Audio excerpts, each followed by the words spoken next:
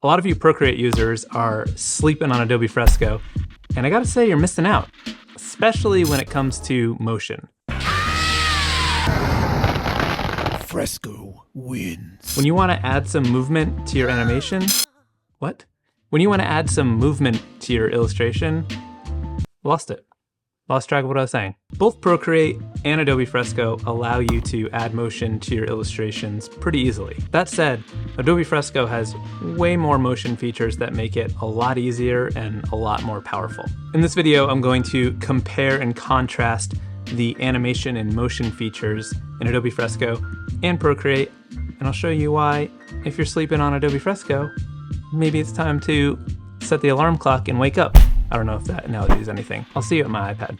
All right, so I'm putting my skull glove on so you know it's getting serious. Animating in Procreate is directly based on your layers. Each frame within your timeline is one of your layers, so keep that in mind. There's one timeline for the whole document. Let's say we wanted to animate weird face. Could just draw this character, put some teeth on him, and then we would do add a frame, and you'll see that it's blue color right now. I think that's based on my settings, but this is the onion skin feature where it shows you the previous frame. You can control all that within your settings here, and then you can control the colors for what the different frames look like. So let's say I just wanted to do a simple line boil animation, and that's just like, you know, that wiggle look that traditional, like old school animation has. So to do that, you would just make 3 frames of the same thing, just like tracing it. So we'll add another frame. I haven't used Procreate in a while, and I forgot that the like streamline effect on some of the brushes is very different than the smoothing in Fresco, and it's kind of nice. I like.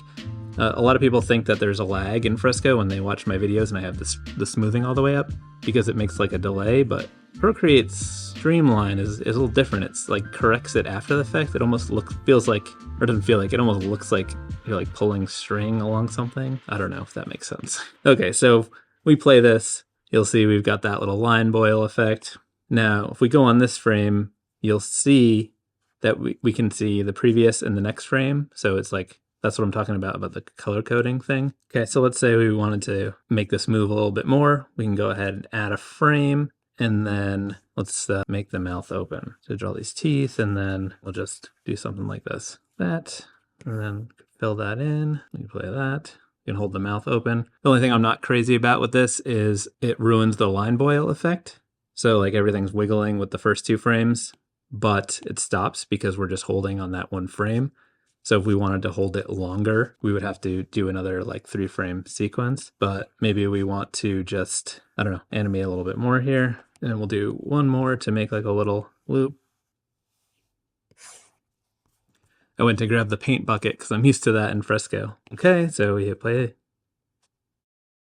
And because our frames are tied to our layers, what we could do is go ahead and like duplicate these frames if we wanted it to like the mouth to stay open longer. So we go like that. Then you could come in and like add in an in-between frame if you wanted. So let's say we add one here. So as you can see, it's getting a little chaotic because we're seeing so many different frames. What I like to do is bring this down to like, you know, maybe just one before and after. That's all I need for this. So maybe we'll do a partial open mouth. Okay, and what we could do here is duplicate that frame and then drag it to the end so it shuts a little bit at the end. So we go like that. That's how frame by frame animation works in Procreate. It's relatively straightforward and relatively simple. The problem is, once we did this, let's say we wanted to add something else into this scene, we would have to then go in and add it to each one of these frames, even if it was like a different sequence. So that complicates things a little bit. Let's head over to Fresco. Okay, so I'm in Adobe Fresco now. I opened up a file that has a drawing that I did, and I have each of these elements on their own separate layer. To start animating in Fresco, you just want to use this little animation button at the bottom right. So you just tap on this, and it opens up a little timeline situation, just like Procreate did. The difference is this timeline is specific to this layer. So each layer within your document in Adobe Fresco can have its own separate animation. So this is super powerful in a way that you can sort of work as you go and, animate one thing at a time and not have to like figure it all out from the beginning and just kind of go in. It's also really helpful if you want to animate different things in different ways. So having them on their own separate layer will just make that a lot easier. All right, so let's just try it out. So I'm on this little monster layer here. And if we look down at the bottom, you'll see that we've got different options. So we've got our settings here. This is sort of just like Procreate. You've got your frames per second. We've got the different playback modes where it's like loop or boomerang, where it'll go to the end and come back. We've got onion skins. Have it set to, I'm going to put it on 1 for now, and you can toggle them on and off here for now, and you can toggle them on and off here, and you can control the opacity. In addition to the frame by frame animation, you can also use motion paths. So for example, here we can do lots of stuff. You can just draw a line and your illustration will just move along that line. You can make it go really slow. You can make it go really fast. You can do like an ease in, ease out on it, so it'll start fast and go slow. You can add multiples. So you can have like a whole bunch of them, and then you could like scatter them. You can grow and shrink, so you can make it get really big or really small, all kinds of stuff. We've got sway, where it starts to like rotate. So many different settings, just a ton of fun to play with. Okay, so the other thing is you can keep drawing paths as well, and you could have a whole bunch of them going in different ways. It's pretty wild. So obviously I don't want to do that here, so I'm going to get rid of those paths, delete that.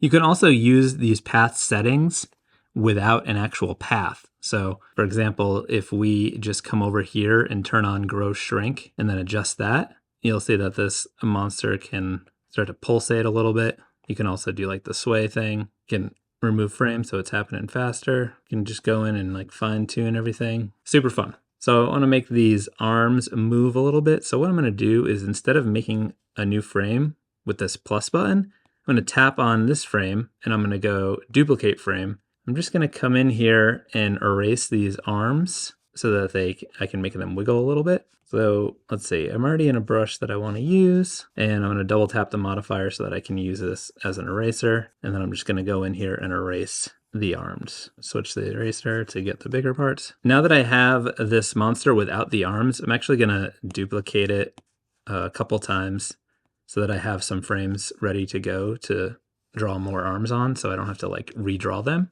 I'm going to duplicate this because we might need more. I don't know what's happening yet.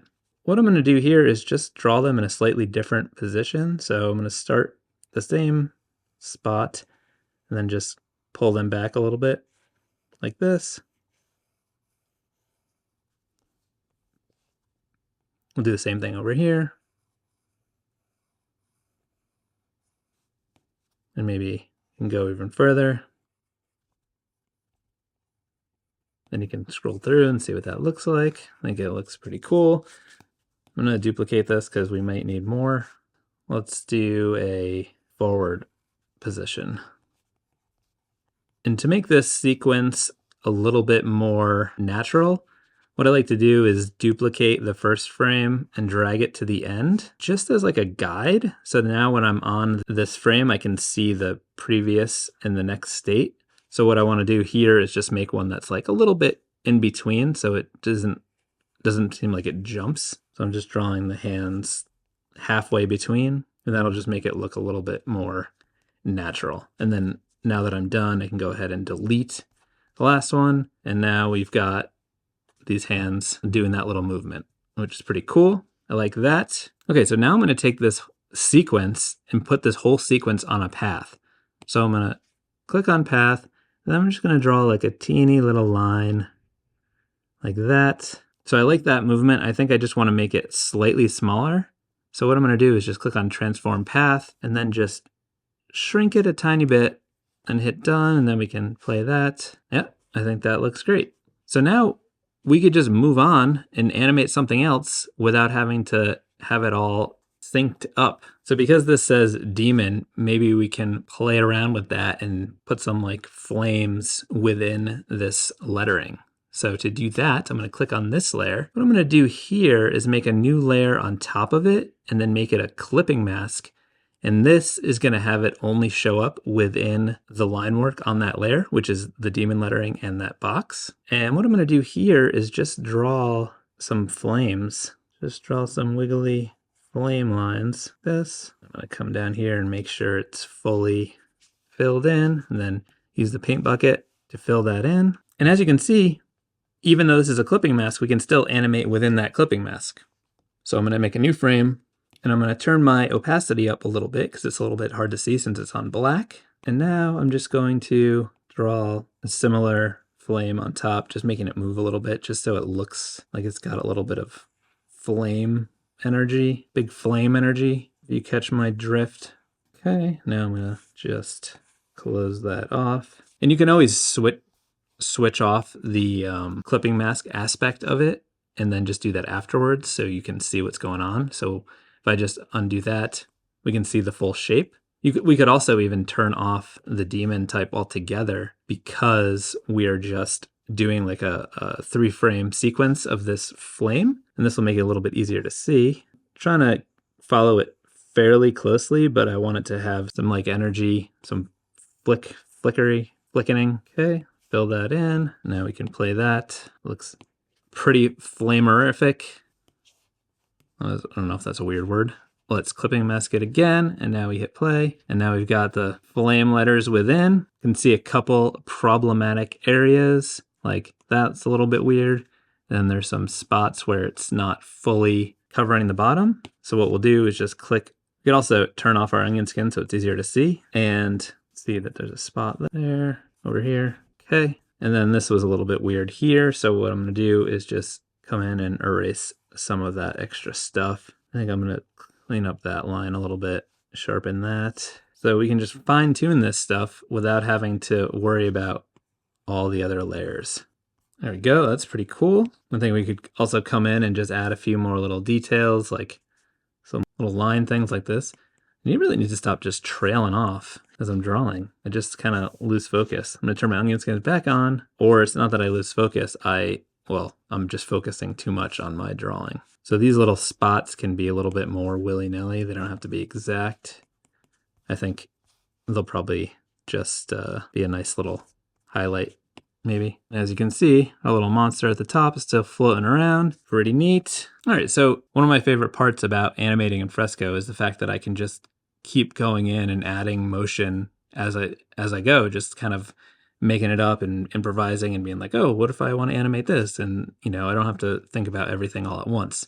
So for example, let's say we come back here to this don't thing, this don't speech bubble. Maybe we can make it red. We could just do something simple for this. Let's just make it like pulsate a little bit. So we could come in here, go to path. We'll do the grow shrink option, and then maybe just a subtle little pulse up and down. Bring the frames down so it's happening more. Maybe we'll want it to be a little bit more subtle. So let's say make it 3. Let's see what that looks like. Cool, so if we play that all together, just realized the was turned off and the whole illustration didn't even make sense without it. So we got that flying around, we got the don't thing bouncing up and down. Let's animate the. So what we could do here is make it come up and down like it's coming forward. Let's duplicate this, then come back to our first frame. I'm gonna select black again, and what I'm gonna do is erase the 3D part of this a little bit so we can make it more of a subtle bump. If that doesn't make sense, I think it'll probably make sense when I show you. Okay, so what I'm gonna do now is move this. We got this little pop-up thing, which is kind of helpful. So we can transform just one of the frames, or we can transform the entire sequence. So if we decided afterwards that we wanted to move this whole sequence over to a different spot or make it a little bit smaller, we would choose all frames and we can move the whole animation. But I just want to transform this one frame. So I'm going to hit transform. So what I'm going to do now is just draw in this 3D part following the sort of starting point, or not starting point, the end point. Okay, so what I'm going to do here is I'm going to duplicate this 3D one, and I'm going to transform this one using the distort so I can make it like a little bit bigger, but maintain that origin point. And then I'm going to duplicate this second frame and put that at the end. So now we've got that look. So adding that one at the end that was a little bit further, it gives it that sort of bouncy rubber look, which is kind of cool. Maybe we can make this cloud blink and hover a little bit, and then we can sort of connect these rainbow lines after the fact. And now on this one, I'm going to go ahead and erase these rainbow lines because we want to do the rainbow separate afterwards. Okay, so I got this little cloud face here. I think we'll keep it simple, maybe just do a little blink. I think I'm also going to go ahead and color this in. I'm going to use the same red to keep things consistent. Fill that in. Then we'll grab some white, and then maybe for the eyeballs, do like a pink. Perfect. Okay, so I just want to do a little bit of a blink here, but I don't want it to be blinking all the time. So what I'm going to do is just duplicate this a whole bunch of times. This is one area where Procreate does have a little bit of a leg up because it has that option where you can hold on a frame. That is something that I would like to see added to Fresco, and I imagine it will come soon. All right, so I'm going to turn off onion skins for a second, and I'm just going to draw like a halfway point with the eyes, like almost shut, or starting to shut, rather. And I'll come in and fill the eyelids white, like that. I'm going to duplicate the frame before that because it'll be easier to make it shut without those extra lines there. So I'm just going to go ahead and fill in this whole center area of the eyes and then draw like a shut position like that. Cool. So we got that little blink sequence. A little tip, if you're doing a blink sequence to make it look natural, you want to hold that blink for a few frames and then it'll look a little bit more natural. I also find that the halfway point is good at the beginning, but I don't like it for the second part. I think it looks a little bit more natural where they just pop fully open. So let's see what that looks like. Yeah, that's pretty good. And now let's just set this whole thing on a little bobby path. Bobby path? I don't know what a bobby path is, but I just want it to wiggle a little bit. So I'm going to do it like a teeny little circle. What we're going to do now is draw in our rainbow lines on their own layer. So let's go ahead and turn back on our copy layer just so we can use it as a guide. I don't really need it because it's just lines, but you know, whatever. What I'm going to do here is just draw these lines, but I'm going to bring them all the way up and beyond where they need to go. That way, as the clouds are moving around, the rainbow won't like disconnect.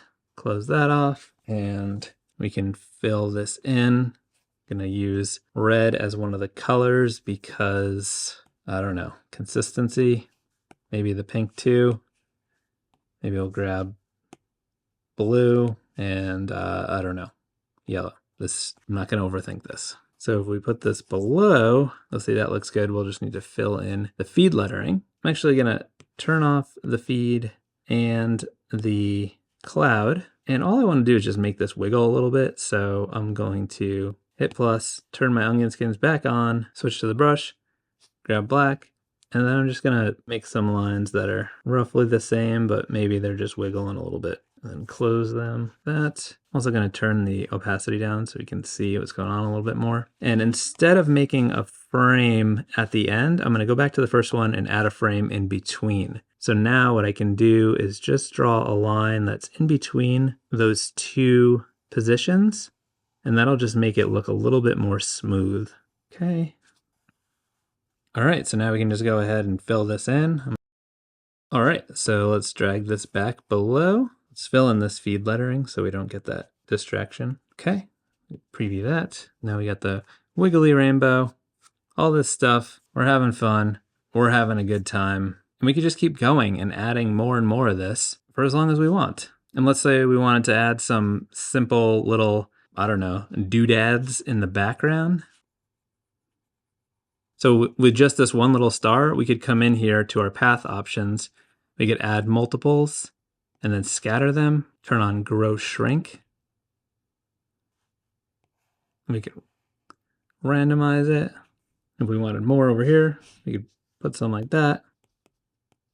We just have these flickering stars everywhere. We could make it more dramatic like this.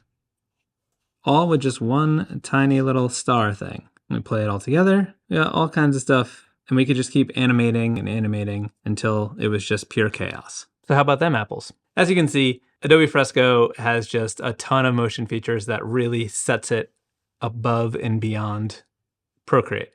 That said, I'm not hating on Procreate. I think Procreate is a great app.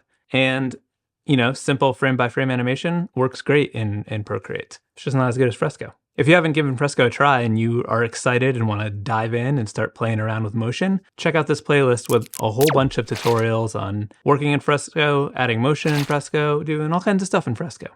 It's a Fresco party. All right, good talk.